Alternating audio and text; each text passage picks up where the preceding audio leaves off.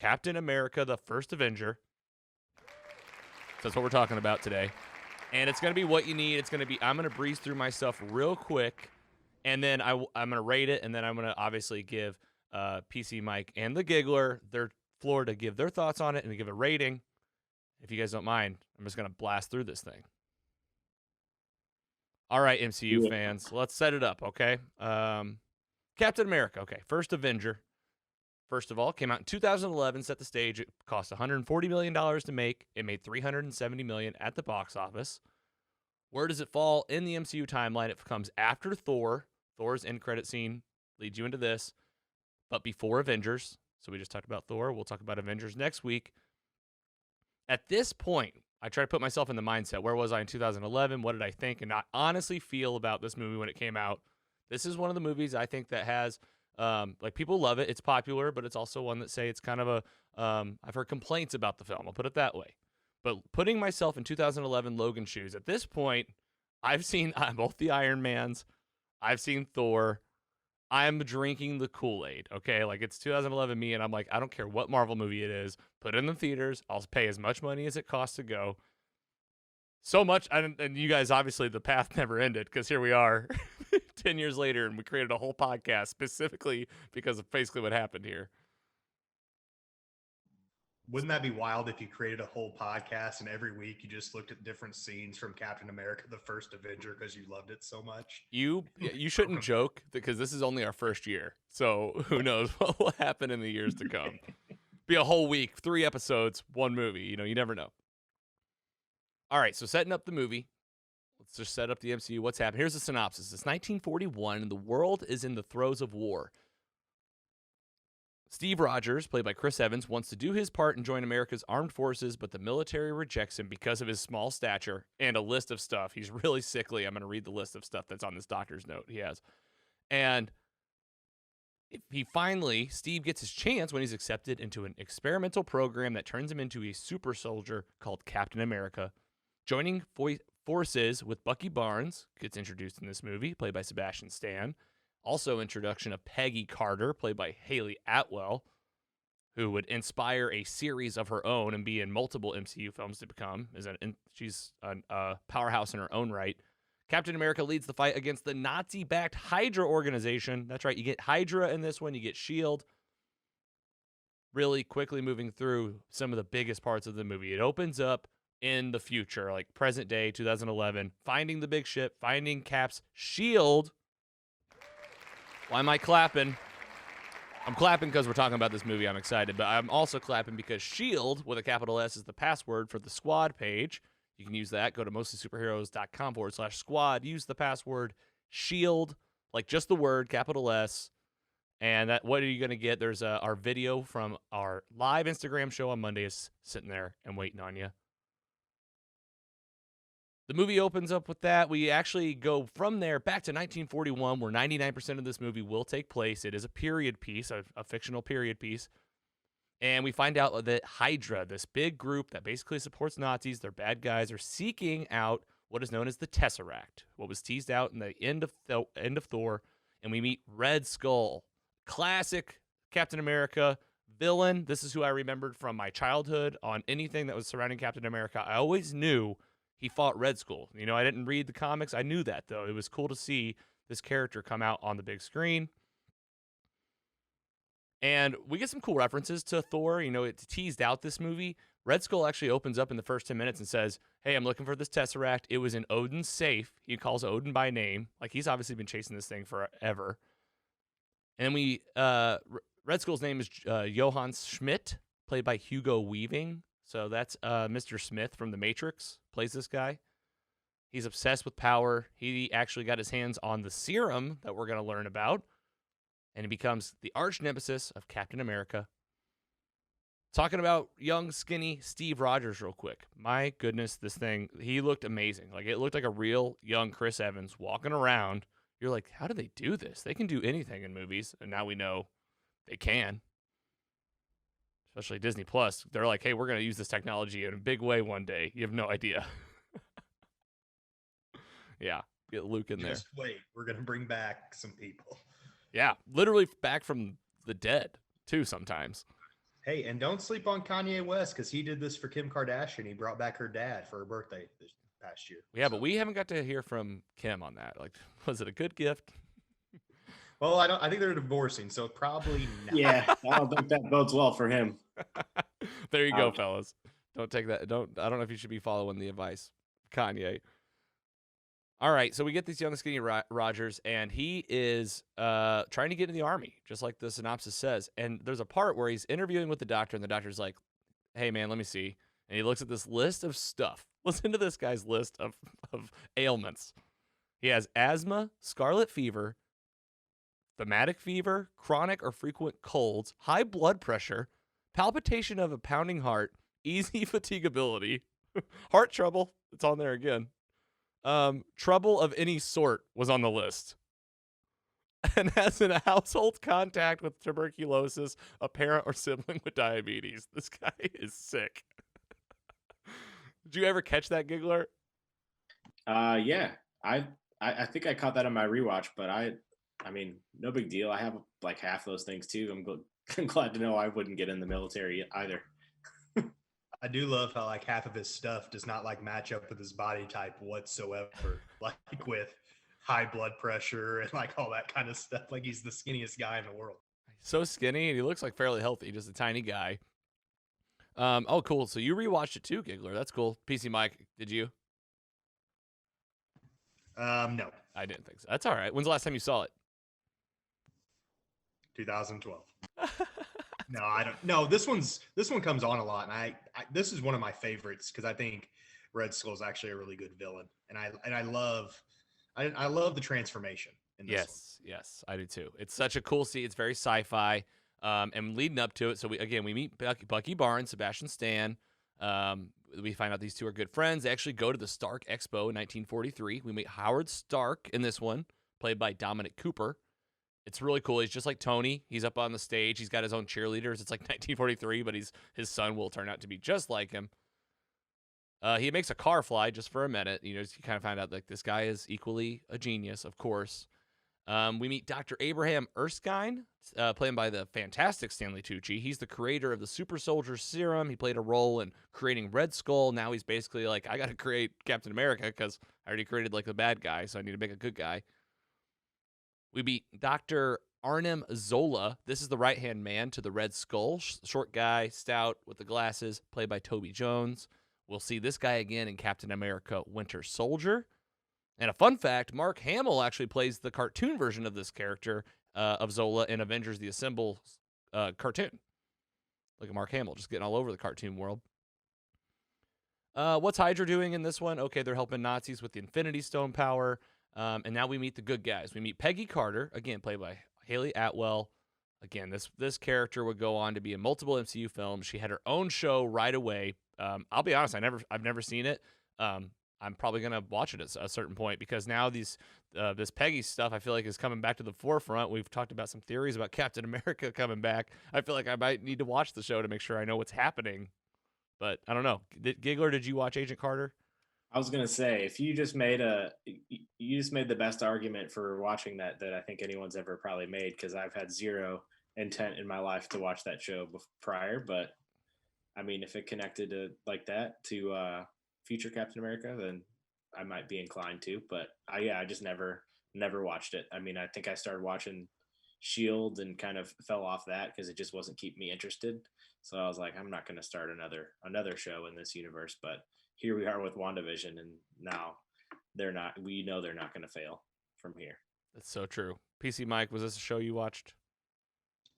I'm gonna have to say no, Logan. I did not watch Agent Carter. That's fair. I mean, I haven't seen it either. But now that now that I think about it, like, how did that show end? Like, is there like a episode that closes out with like Captain America showing up because of what happened in Endgame? That'd be awesome. If somebody's out there, because I know they do this with a lot, if you can find us like a 10-minute clip of the whole series of Agent Carter that we can watch and get the gist, I would love that. I would watch that. That's for PC Mike. I'll give it the time probably eventually. You'll probably start taking notes on like a legal pad, watching it, trying to connect something with WandaVision back to this. I'm excited to talk about WandaVision today because my note taking. I'm glad that you're talking about it because what I'm realizing too is like there's certain things that I'm just starting to let go of because I don't need to know every little thing. I'm like, hey man, I don't want to be the guy, the Charlie from Always Sunny in Philadelphia, like with the strings. It's fun to theorize stuff at a high level, but once you're starting to write down like, oh, in the back corner of this room there was this Post-it. I'm like, hey man, just watch the TV show. Yeah, you want to be more big picture and not tea leaves every little thing right now Yes. with WandaVision. Yes, and help connect things that maybe were, that were kind of hard to see. I like to help with that kind of stuff. You did nail a couple things from this week's episode, though. You do have to pat yourself on the back. Yes, you're right. I will. Thank you for saying that. I did call, and I'm excited to try to call a couple other things. I think I'm on to some. So anyway, we'll get to WandaVision. We'll get there. Phase 4's coming. Sticking up to our OG film, Phase 1, Captain America: First Avenger. So moving along in the storyline, we actually get Captain America with his powers. The big transformation. This is kind of what you were looking for in the movie. Mike said it. It's what you showed up for. Him getting in that machine. Howard Stark being a Stark, creating him. The lights going down. The big bright light. Him screaming. Awesome.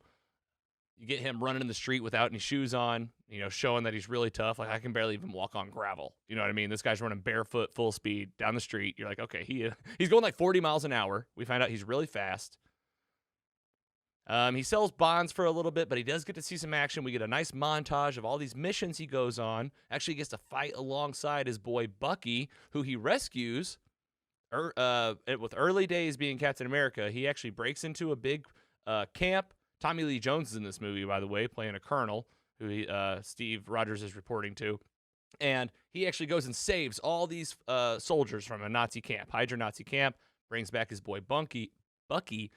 And Bucky, this is just the foreshadowing of everything we're going to see with the Winter Soldier. And we'll be talking about that movie as well. And, of course, Falcon and Winter Soldier coming up in March. So, I mean, you're getting kind of like, again, this is Bucky's origin story right here. This is where you meet the character for the first time. If you think it's not important for the show, guess again. All right, so then they get to the end scene here, okay, right? Well, Bucky does fall. He passes away. And I completely understand why they call him the Winter Soldier, because he falls into a big, cavey ice. It's like it's snowing, and it's cold. I'm like, okay, so he's the Winter Soldier. I got it. I don't know if that's actually right, but I think that was definitely part of it. Sounds right to me. Because have you ever known why he's actually called the Winter Soldier? I don't think I have. All right. Well, I do think it. I just assumed the same thing, honestly. Yeah, it's like ice cold. He fell. All right. So then we get on the plane. We get a big kiss from Peggy to Steve as he jumps onto this thing to fight Red Skull. Get Cap versus Red Skull on this big plane that we were introduced to at the beginning of the movie. This is one of the coolest parts of the whole film. At the end of the fight, Red Skull ends up grabbing the Tesseract with his bare hand, opens up a space viewing like portal inside of this plane. I mean, this is a Captain America movie. There wasn't really a lot of this stuff happening. So all of a sudden, you're getting like a glimpse of the galaxy like you're watching Thor or something, but it's 1943. Captain America's like, oh my gosh, what is happening? Red Skull shoots up like into a beam of light, disappears. The Tesseract falls to the ground. It'll be found later by S.H.I.E.L.D. and stored at like a bunker somewhere. And we will see Red Skull again in future movies. If you're watching the MCU right now and you're trying to keep it spoiler free, I'll just tease that to you. And I won't even tell you what movie it's in, but you do see him again. And I hope we see him again in a way with Cap that would be interesting. If you guys know what I'm saying there. Again, trying to help any new MCU fans by not giving away too much if I don't have to. All right, this part kind of is a pet peeve for me. I'll be honest. Now, it gets me. I like the end of this movie. The plane's going down. Cap and Peggy on the phone. They say, got a rain check on that dance. It really gets me teary-eyed for sure. But I'm like, dude, this plane was so smart. Like, it literally had an autopilot switch. Like, why couldn't Captain America just get on the phone with, like, any pilot? And they'd be like, yeah, we'll tell you how to land it. It's not a big deal. It's a plane. Instead, he crashes this thing into the ice. Poor Peggy. Like, it is rough. I am rooting for those two. Like, I'm a big Peggy and Steve fan. I'm not just a bandwagon. I really do think they're a good couple, and it is sad to think like, oh man. And then, so then it goes black, right? You think it's over. Like, oh, we'll see what happens. Okay, he wakes up, looks like his time, finds out immediately, no, it's not. He's in a SHIELD base. It's present day 2011. He runs in the middle of New York City, Times Square, all barefoot again. You know this guy still got his powers because he's barefoot again. And Nick Fury comes out, and he's like, what's up, Captain? He's like, you've been in the ice like 80 years or 70 years. He said, you all right? And Cap was looking back over his shoulder and said, I had a date. Oh, man. There I go. Got me again. Got me goosebumps again. You just missed it. That'd be devastating. You're like, oh, man, she's probably dead. But she's not. Didn't you guys connect something to, didn't Andy get a little, like something from Endgame too? I know we don't want to jump too much, but wasn't there something you found or you heard, Andy? I just think that it, like, I feel like we all should have seen the ending of Endgame like sooner. Just Coming. That's like not that it was just a perfect ending, honestly, and there's no other way they should have done it. That's true. Yeah, and if let's just say this, spoiler alert for the rest of the MCU, because it's too hard not to connect them at this point. Yeah, it's like, okay, if there's a way to make this happen, then why wouldn't you? You know, and I'm sure as soon as Captain America hears about time travel, he's like, I know exactly what I'm gonna do.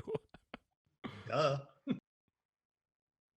Wakes up in the future. Okay, so then the movie ends.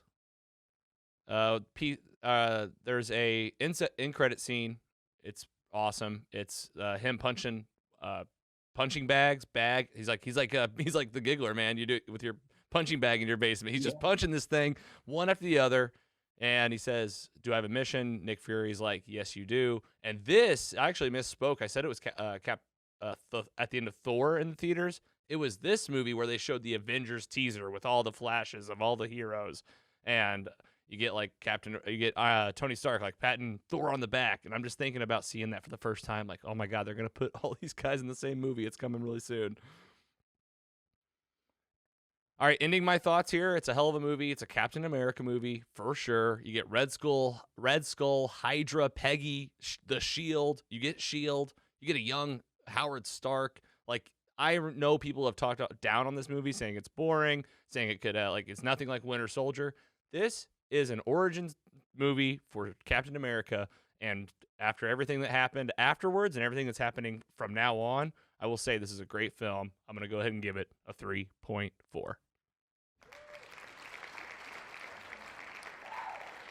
Thank you guys for allowing me to get through that. I hope you enjoyed the little breakdown. Let's go and get some thoughts. Giggler, you just watched it. What I missed? What else what are your highlights of this movie? And let's hear your rating. Yeah, I'm just gonna start with my rating. Just Do get it. that Do it. out of the way.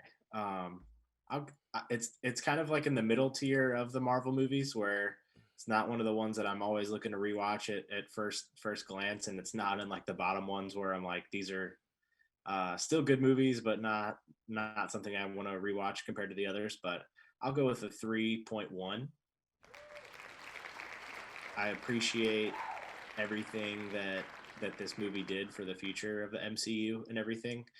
There's just something missing. I don't really know. I don't even know what it was. I just wasn't not on par with the others comparatively, honestly. Still one that I'll rewatch if it's on TV every once in a while and there's nothing else on. So definitely deserves its rating, but I'll go with a 3.1 there.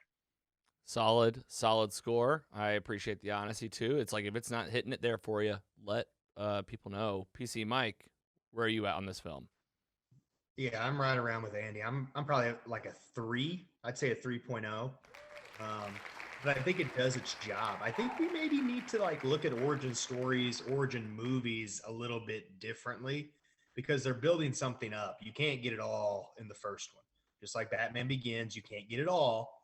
You can get teasers and start building that way. So origins are kind of hard, I think, to almost grade, because there's a bigger picture. It's not just this 2.5 hours. It's the franchise ahead. So that's where I kind of come with origin stories. I think it's a little difficult to grade, just because do you tie your origin story to the next one that follows it because that built up to that next one too? I don't know. And a It's kind of real, hard. Imran, whenever he was on the show last week, he said something about that. It's like you have an origin story is tough. It's like you got to get through this thing of you're going from non-hero to hero, and it's a hero's journey in one film. You're asking kind of a lot. It's not just a mission where like Winter Soldier, it's just Captain America dealing with like this really cool stuff. Now that being said, totally different kind of film. They changed the tone, they changed the camera work. So I kind of hear what Giggler's saying, that maybe there's something just kind of missing there. But I'm with you, PC Mike. Origin stories are going to be origin stories at their core. How many Spider-Man origin stories are we going to have now? Do we have three cinematic origin stories? At least. I mean, you got Into the Spider-Verse too, who like openly makes fun of that with like they have like 7 origin stories. So that's 4 if you're counting like Tobey Maguire, Andrew Garfield, Tom Holland's origin stories. And Tom Holland really hasn't hardly even been told. I don't even think we're even like, I think Andy said that before. Are we even going to get that one? But yeah, there's so many. And how many times you've seen Bruce Wayne and all that. But, I will say this. This is why I enjoy Captain America. I think it's because I haven't really seen it really done in my lifetime this way. And that's why it holds really good. But appreciate your guys' thoughts on it for sure. And we're going to keep the MCU rewatch going. So we have next up, it's a big one, fellas. Talking about the first Avengers. Oh, man. I got to do my best not to spend like 2 hours on it. How'd we do on this? I think we did a pretty good job on this time around. You did. You did a really good job. Size. Just keeping it tight. Right. Trying to keep it tight for you guys. Right. Like, we'll have episodes where we just like talk about a movie for 2 hours and we'll do that. This is like, hey, keep it tight. What's good about it? Avengers. I know you'll be watching it, Andy. Mike, do you think you could put this on your list this week? Yeah. I can put this after the Super Bowl, or maybe this week sometime. We didn't even talk. We didn't even talk about the Super Bowl. Let's do that before the break. At least address it. We got to at least address it. We got Chiefs in there. We got Tom Brady going back. He's been. If he wins, it'll be 7. I don't know if anyone will catch him. You're a Chiefs guy, Mike. What about you, Giggler? Steelers fan, but I'm going for the Chiefs here. Just anti-Tom Brady, everything. They openly like made fun of him on SNL, like when John Krasinski was playing him, and he's like, "Man, they're like, wow, you're really just going to the Super Bowl again." And John Krasinski playing Tom Brady's like, "Yeah, I'm really just doing it. I just really practice, and it all just works out." And they go, "All right, you got a lot of people cheering for you." And he said, "Almost no one." Yeah, I don't want to see any more clips of him like open mouth kissing his kids. I forgot about that video. All right, well, fans, let us know what you think about the Super Bowl. I know it's coming up, and we'll be talking about it after the fact. But what are you guys doing? Let us know. On the MCU rewatch, watch for Avengers, and then we will kick off Phase 2 in the next 2 to 3 weeks with Iron Man 3 and Thor. I always like to connect to just kind of where does this movie fall in terms of what's happening nowadays, things to think about, keep in mind. We have, sorry, I scrolled down too far on my notes. We have Peggy and Cap. We talked about this, like theories about Captain America coming back into the MCU. We've heard these rumors. They're very much rumors at this point. But if they did, maybe there's a aspect that we talked about with Agent Carter or another form of this Captain America coming back. Again, this is Bucky Barnes' origin story. It's also the story that introduces Hydra. This is and once you find out that Hydra infiltrates S.H.I.E.L.D., well, you rewatch these films, you start to notice things that S.H.I.E.L.D. was doing at a certain point, and you might be like, oh, that was probably Hydra, not S.H.I.E.L.D. And every time you'd see something questionable happening. And we'll see what happens. We'll it's a good movie to revisit before Falcon and Winter Soldier, and we're going to do that just for you. So we'll take that off your plate. We'll keep you informed with what's going on. With that, let's take a quick break. Don't go anywhere. More MCU talk ahead with WandaVision Episode 4. We'll be right back.